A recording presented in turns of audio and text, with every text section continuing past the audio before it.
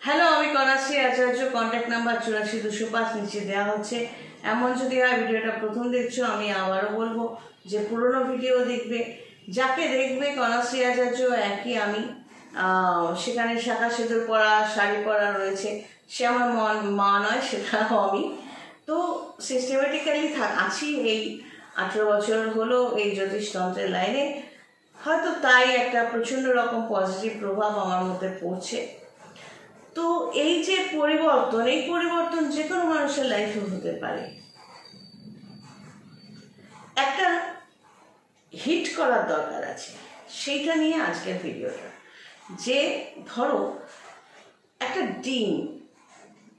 ডিমের মধ্যে আস্তে আস্তে কুসুমটা থেকে বাচ্চার যে ফর্মেশনটা হয়, এবং তারপর ভেতর থেকে হিট করে ডিমের খোলসটা ভেঙে যে বাচ্চাটা বেরোচ্ছে, এটা একটা প্রসেস। আরেকটা হচ্ছে ডিমটাকে তুমি বাইরে থেকে আঘাত করলে, ওটা ভেঙে কুসুমটা বেরিয়ে গেল। দুটোর মানে কি? প্রথমটার মানে হচ্ছে যখন ভেতর থেকে একটা হিট হলো, সেখানে একটা প্রাণের সৃষ্টি হলো। আর যেখানে দ্বিতীয় নম্বর তুমি বাইরে থেকে আঘাত করলে, মানে প্রাণটা শেষ হয়ে গেল।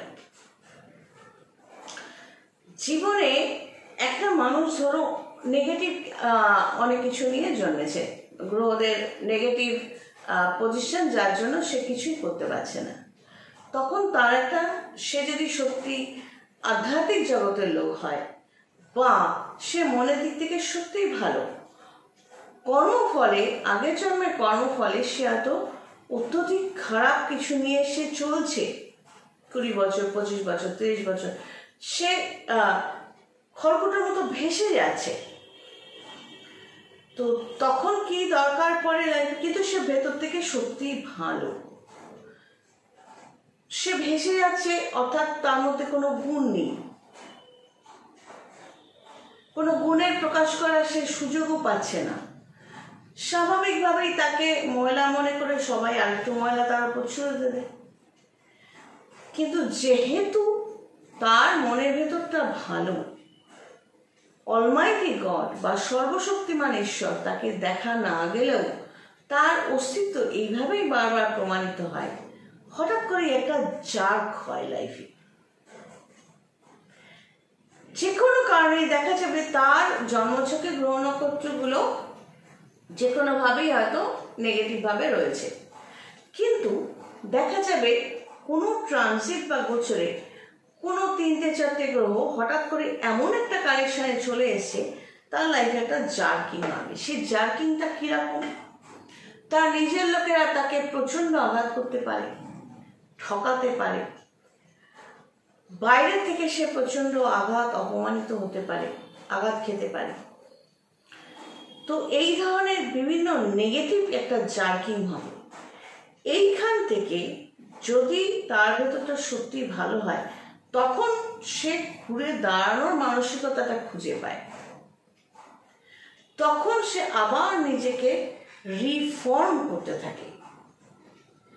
শুয়োপোকা, তার থেকে রিফর্মেশন প্রজাপতি। তো এই রিফর্মেশন যেটা হয়, নতুন করে একটা লাইফ তৈরি হয়। এই জার্কিংটা অটোমেটিক লাইফের তৈরি হয়ে যায়। এই যে এইখানে এই এখন এপ্রিল 2025-এ, আমি যেটা এর আগে একটা ভিডিওতে বলেছিলাম, 29শে মার্চ 2025 থেকে মে 2025 পর্যন্ত একটা প্রচণ্ড ক্রিটিক্যাল টাইম। কারণ এই যে কালপুরুষের ছক, এখানে মিনে অনেকগুলো গ্রহ উপস্থিত থাকছে এবং তারা বিভিন্নভাবে ফল দেবে জাতক জাতিকাকে। বিভিন্ন লোকের লাইফে একটা নতুন জিনিসের শুরু হবে, সেটা ভালোও হতে পারে, খারাপও হতে পারে।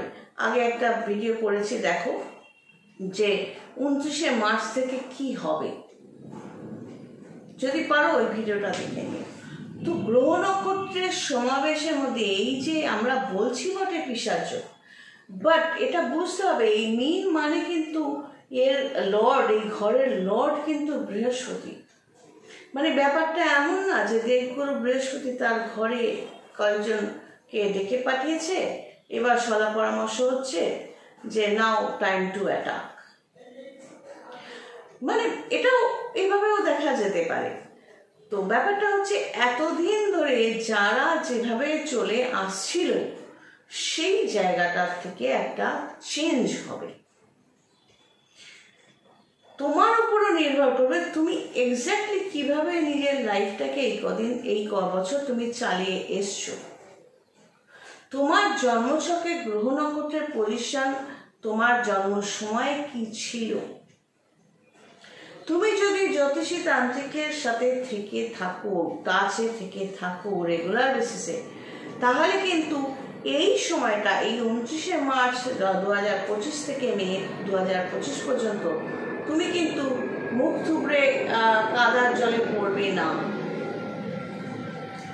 কারণ তোমাকে তো জ্যোতিষী বা তান্ত্রিক আগে থেকে অ্যালার্ট করেই দেবে এই সময়টা ক্রিটিক্যাল আছে। তখন যেভাবেই হোক তুমি নিজেকে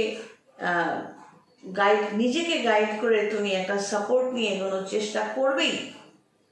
জ্যোতিষী তান্ত্রিক লাইফের দরকার পড়ে রেগুলার বেসিসে টাচে থাকার মানে হচ্ছে যে তারা তোমাকে গাইড করতে থাকে। আমরা মনে করো কারণ নর্মাল লাইফে কোনো ডাক্তার, পরিচিত ডাক্তার বা পরিচিত উকিল, আচ্ছা দেখুন তো এই লোকটা না এই সমস্যা করছে, উকিল বললো আচ্ছা এইটা নোটিশ পাঠিয়ে দিচ্ছি, আচ্ছা এইটা আঙুল কেটে গেল, ডাক্তার বললেন যে আচ্ছা এইটা এই মলমটা লাগিয়ে নিন। ঠিক সেরকম প্রত্যেকেই কিন্তু ভিজিট দিতে হয়। আমি কোনো ডাক্তারকে বলতে পারি না যে আপনি আমার এখানে বসে আসুন আর আমি আপনাকে দেখাবো। আমাকে ডাক্তারের কাছে যেতে হবে। আমার যদি উকিলকে দরকার, আমার উকিলের সাথে যোগাযোগ করতে হবে, আমাকেই করতে হবে। এবার আমার ক্ষেত্রে যদি বলো আমাকে দরকার, তাহলে তোমাকে আমার নিয়মেই আসতে হবে। সামনে বসে গড়গড় করে কথা বলে তো লাভ নেই। আমার প্রসেসটা এখন টোটালি ভিডিও পাবে এবং যে কি লিখে পাঠানো আছে, কি তোমার হাতের রেখার ছবি, এগুলো নাহলে আগে যেমন আমি ম্যাগনিফাইং গ্লাস ইউজ করতাম হাতের রেখা দেখার জন্য, এটাতে অনেক বেস্ট রেজাল্ট পাওয়া যায়। তুমি যখন হাতের রেখাটা পাঠাচ্ছ জুম করে, যখন আমি দেখি অনেক ইডিয়েট আছে নিজেরা জুম করে পাঠাচ্ছে, মগজ নেই, আমি ব্লক করে দিই। কারণ যার এইটুকু মগজ নেই, তুমি যদি জুম করে পাঠাতো, আমি জুম করলে তো ওটা পিক্সেলটা ফেটে যাবে, তুমি নর্মালি পাঠাবে। তো তোমার যদি আমাকে দরকার থাকে, তোমাকে আমার নিয়মগুলো ফলো করে এগোতে হবে। এবার জ্যোতিষী হলে কনসালটেন্সি, আর তান্ত্রিক হলে তুমি কি কাজের জন্য সাপোর্ট চাইছো সেটা তোমাকে মেনশন করে দিতে হবে এবং এগ্রিমেন্ট করে টাকা পাঠাতে হবে। সেগুলো তো আগে ভিডিওতে বলেছি। তো এই যে খারাপ সময়গুলো যেমন জ্যোতিষী তান্ত্রিকরা বলে দেয়, এটা আমি বলে না, এই 29শে মার্চ থেকে মে পর্যন্ত এতগুলো প্ল্যানেট এখানে মিলে জড়ো হচ্ছে। যে কজন বা যারা বলেছে না না কিছু হবে না, জ্যোতিষীরা ভণ্ড, মিথ্যে কথা বলছে, ভালো করে চতুর্দিকে চোখ কান খোলা রেখে বলো তো সত্যি কি নাড়াচাড়া একটা পড়ছে না? তো এই গ্রহরা একটা সময় ভাবতাম যে এই গ্রহগুলো যেখানে বলা হচ্ছে জ্যোতিষী, এগুলো কোথাকার গ্রহ, এরা কি দেবতা না কোথায়? কিন্তু এখন তো দেখছি এখানে এই জন্মছকে রবি এখানে মুভ করছে। 15 এপ্রিল মানে হলো তোমার বাংলার নতুন বছর, নববর্ষ, তখন সংক্রান্তির পর হচ্ছে, তো রবি এখান থেকে মিন থেকে মেশে চলে যাচ্ছে। তাহলে এটা ধরে নিতে হবে রবি যখন এখানে যে রবিকে বোঝানো হচ্ছে সেটা যদি আকাশের রবি হয়ে থাকে, সূর্য হয়ে থাকে, তাহলে বাকি গ্রহগুলো ওখানকারই। এবার ওই গ্রহের মধ্যে ভগবান আছে কি নেই তা আমি বলতে পারবো না, কিন্তু এটা ঘটনা যে ওইখানকার শনি মঙ্গল যেখানেই থাকুক না কেন, গ্রহরা যে ওখানেই বোঝানো হচ্ছে। কারণ রবিচন্দ্র একসাথে থাকুক, চাই রবিচন্দ্র সমসপ্তমে আলাদা থাকুক, অমাবস্যা পূর্ণিমা আজকে আছে কি নেই সেটা আমি জ্যোতিষী হিসেবে এখানে রবিচন্দ্রের পজিশন দেখে আমি কেন, সব জ্যোতিষীরাই যারা অরিজিনাল জ্যোতিষী তারা বলতে পারবে রবি কোন ঘরে আছে দেখে কোন মাস ইংলিশে সেটা আমরা বলতে পারবো। তার মানে গ্রহগুলো বলতে গ্যালাক্সির গ্রহগুলোকেই, সোলার সিস্টেমের গ্রহগুলোকেই বোঝানো হচ্ছে।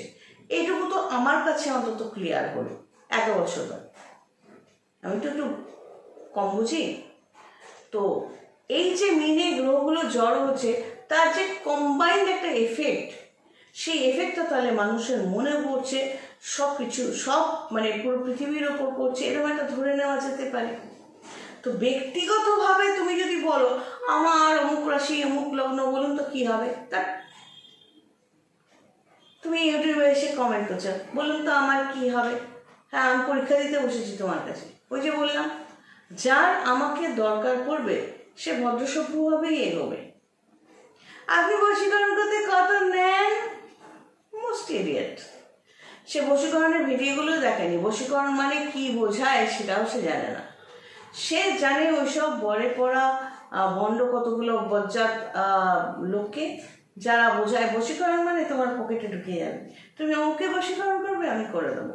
ওরা তাদের জানে বা তাদেরই একজন কেউ কম করেছে। আপনি বশীকরণ করতে কত নেন? মাথা মোটা গরু গাধা ছাগল কতগুলো। এর আগেও একটা ভিডিওতে বললাম, এই অপরাধ করলে ধরো এই ধারায় কেসটা হবে, এটা একটা সিস্টেম। এই সিমটম দেখা দিলে ডাক্তার এই ওষুধটা প্রেসক্রাইব করবে, এটা একটা সিস্টেম। ঠিক সেরকম এই প্রবলেম হলে আমি এই পদ্ধতিটা অ্যাপ্লাই করব, সেই পদ্ধতির একটা নাম হচ্ছে বশীকরণ। এছাড়াও আছে উচাটন অনুস্তম্ভন, এরকম আরো অনেক নাম আছে। এই সিস্টেমটার নাম। মাথা মোটা গরু ছাগলরা তো বুঝবে না। এবার আমাকে সবাই বলে না কুচু অহংকার, তো আমি কি করবো? বলবে আমি সবাইকে খুশি করতে পারবো না, আমার অত সময় নেই। আমি সবসময় বলেছি শিক্ষিত ডিগনিফাইড লোকেরাই আমার কাস্টমার হবে, এটাই আমার পছন্দ। এবার অনেকে বোঝে না শিক্ষিত মানে পুঁথিগত শিক্ষা থাকতে হবে, লেখাপড়ায় অনেকগুলো পাস দিতে হবে তা নয়। লেখাপড়ায় পাস দেওয়া, বড় বড় চাকরি করে সেরকম আছে, কিন্তু চূড়ান্ত অসভ্য সেরকম আছে। শিক্ষিত মান মর্যাদা সম্পন্ন ভদ্র সভ্য মানে পুঁথিগত শিক্ষায় অনেকগুলো সার্টিফিকেট আছে, আমি কিন্তু তা বলছি না। এরকম অনেক রাস্তাঘাটে ফুচকাওয়ালা রয়েছে, সবজিওয়ালা রয়েছে, এগরোলওয়ালা রয়েছে, তোমার ফলওয়ালা রয়েছে, যাদের ব্যবহার খুবই ভদ্র, এগিয়ে এসে করে দিচ্ছে। আমার কাছে তারাও শিক্ষিত। আমার কাছে কোন শিক্ষিত লোকেরা এগোতে পারবে? কারণ হচ্ছে আমি যেভাবে বোঝাবো, আমি আর পাঁচজনের মতো ওরকম ভরে টরে পড়িনি, কোনোদিন পড়তেও পারবো না, কোনো অলৌকিকতার ধার ধারিনি, ধারবও না। পরিষ্কার পরিচ্ছন্নভাবে বলবো তোমার এই প্রবলেম আছে, তুমি এই নিয়ম ফলো করবে, তুমি এইভাবে রেজাল্টটা পাবে, তারপর এই টাকাটা পাঠাবে। এই সাদামাটা কথাগুলো বুঝতে পারলে সে আমার কাছে অ্যালাউড অ্যাজ এ কাস্টমার। সে তো কটা কথা বললেই বুঝে যাবে। অনেকে আছে এখনো এগ্রিমেন্টই করে উঠতে পারলো না, সে আবার ফরম্যাট অন্য বিভিন্ন ফরম্যাটে পাঠাচ্ছে, পিডিএফ ফাইল করে পাঠাচ্ছে। আমি যে বলেছি এগ্রিমেন্টে এটা লিখে দাও, আমি ফরম্যাট খুলিও নি, ফাইলে খুলিনি, স্ট্রেট হাতে লিখবে, লিখে ছবি পাঠাবে, তা না। আচ্ছা কাজটা কবে নাগাদ হবে? আচ্ছা এটা মানে বারবার জেনে নিচ্ছে যে কাজ হওয়ার পর আমি টাকা নেবো কিনা, এবং মিথ্যে কথা বলা। আমাকে এক কাজের অর্ডার দিয়ে দেখা গেল আরো 2-4 জ্যোতিষী তান্ত্রিকের সাথে যোগাযোগ করে সেখানেও অল্প পয়সা দিয়ে রেখেছে। ফল কি আর ফল, যত একটা রোগ একটা জ্বর হয়েছে তার জন্য 4জন ডাক্তারের 4টে ওষুধ যদি তুমি খাও, তো তোমার চাইতে নির্বোধ কেউ নেই, তোমার মতো পাগল ছাগল কেউ নেই, আর তোমার সাথে যা হবে সেটা বলার বাইরে। একটা জ্বর হয়েছে তার জন্য 4জন ডাক্তারের ওষুধ যদি তুমি খাও, তো সেরকম পেশেন্ট কোনো ডাক্তার চায় না, যারা সত্যিকারের ডাক্তার কোনো ডাক্তার চাইবে না। এটা তো পাগল রে। এদিকে পাথর টাথর পরে কবচ টবচ পরে একজনের থেকে নিয়ে, 2জনের থেকে নিয়ে, 3জনের থেকে নিয়ে আবার আমাকে নক করছে, আমার এটা কি আছে, কি হবে বলুন তো। তো জানা যেখান থেকে তুই এগুলো নিয়েছিস সেখানে জিজ্ঞেস কর, আর ওগুলোতে যদি কাজ না হয়ে থাকে তবে আমার কাছে আয় বাবা। ওই ওষুধটা ধরো জ্বর হয়েছে, আগের বার না ওই ডাক্তার ওই ওষুধটা দিয়েছিল, ওটা খাই, আপনারটাও খাবো, নিয়েও করে খাবো। গাধা। ওটাতেই যদি কমবে তো আমার কাছে আসার দরকার কি? ওষুধটাই খাও। মানে ওই পাথর যখন তুমি ধারণ করেছো বা কবচ ধারণ করেছো তো ওটা নিয়ে চলো না। আর যদি মনে হয় ওগুলো ঠিক ডায়াগনোসিস হয়নি, ওগুলোতে কাজ হয়নি, তাহলে ওগুলো খুলে রেখে আমার কাছে এসো বা অন্য কারোকে সিলেক্ট করো। ডাক্তাররা যে সবসময় ভুলভাল ওষুধ দিয়ে ফেলছে তা না। আমরা কিভাবে ডাক্তারকে বোঝাবো? আমার প্রবলেমটা যতটা সলিড পয়েন্ট টু পয়েন্ট বোঝাতে পারবো, যে কোনো ডাক্তার কিন্তু ঠিকঠাক ওষুধ দিয়ে দেবে মোরালেস। উকিলকে যদি আমার সমস্যাটা ঠিক বোঝাতে পারি যে আমি এই প্রবলেমের জন্য এই রেজাল্টটা চাইছি, উকিল সেটাই করে দেবে। জ্যোতিষের ক্ষেত্রেও তোমাকে বলতে হবে আমি কনসালটেশন চাইছি এই পার্টিকুলার এই ম্যাটারটা নিয়ে জানার জন্য। জ্যোতিষী তোমাকে পারিশ্রমিকের বিনিময়ে তোমাকে দেবে। কিছু ফ্রিতে হয় না লাইফে, আশা করবে না। তুমি যদি মনে করো তুমি নিজে কিছু ফ্রিতে করো না, আর যদি মনে করো জ্যোতিষী তান্ত্রিকরা ফ্রিতে কেন করবে না, ফ্রিতে দেবে, হ্যাঁ তার জন্য তো ফ্রিতে দেওয়ার জন্য তো সরকার আছে। আমরা সরকার ধরি না, আমরা প্রফেশনাল লোক। তুমি কি ফ্রিতে কিছু করবে, কাউকে দেবে, কোনো সার্ভিস দেবে, কোনো কাজ করে দেবে, কোনো কিছু দেবে ফ্রিতে? তুমি তো দেবে না। কিন্তু আশা তুমি ফ্রিতে চাও কেন? কারণ তুমি একটি বজ্জাত। তাই সরকার খুব ভালো, অনেক সরকাররা ফ্রিতে অনেক কিছু দেয়, আমরা দিই না। মুড ভালো থাকলে হয়তো ফ্রিতে হেল্প করে দিই, কিন্তু সেটা ডিমান্ড করতে পারো না। আর আমি শিক্ষিত কাস্টমার এই জন্য ডিমান্ড করি বলি, কারণ শিক্ষিত যারা বুঝতে চায়, পুঁথিগত শিক্ষা না থাকলেও যারা অভিজ্ঞ লোক তারা বোঝার চেষ্টা করে, বোঝে, তাদের নিয়ে কাজ করা যায়, তাদের গাইড করা যায়, তাদের সাপোর্ট করা যায়। তো এরে কতগুলো থাকে না বোধবুদ্ধিহীন, কেন এটা করলে ওটা হবে না, কেন কেন এই পাথরটা পড়ে থাকলে ওইটাতে কি সমস্যা হবে, পাথর পড়ে থাকলে কবচে কি সমস্যা হবে, আপনি আপনারটা দিন না, বাড়ি যা। তো এই হলো ম্যাটার। জানি না আজকেরটা কেমন লাগলো, চেষ্টা করবো আবারও আমার চিন্তাধারা নিয়ে তোমাদের সাথে শেয়ার করার, যাতে কোনো সময় কেউ যদি দেখে ফেলে, কিছু যদি উপকার পায়। চেষ্টা করি গ্রহ নক্ষত্রের বলাবল, কারো কথা সব কিছু নিয়ে ঘুরিয়ে ঘুরিয়ে করতে। এটা তুমি মোটিভেশনালও বলতে পারো ভিডিওগুলো, কিন্তু আমার মেইন উদ্দেশ্য হচ্ছে কাজে লাগুক।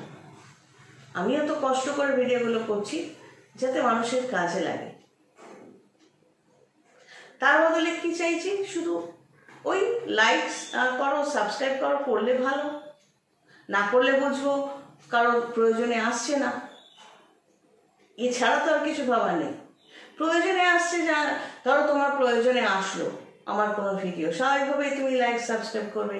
আর যদি না করো তার মানে তোমার প্রয়োজনে আমার ভিডিও আসেনি, তাই তুমি করোনি, সেখানে আমি তো তোমাকে জোর করতে পারি না।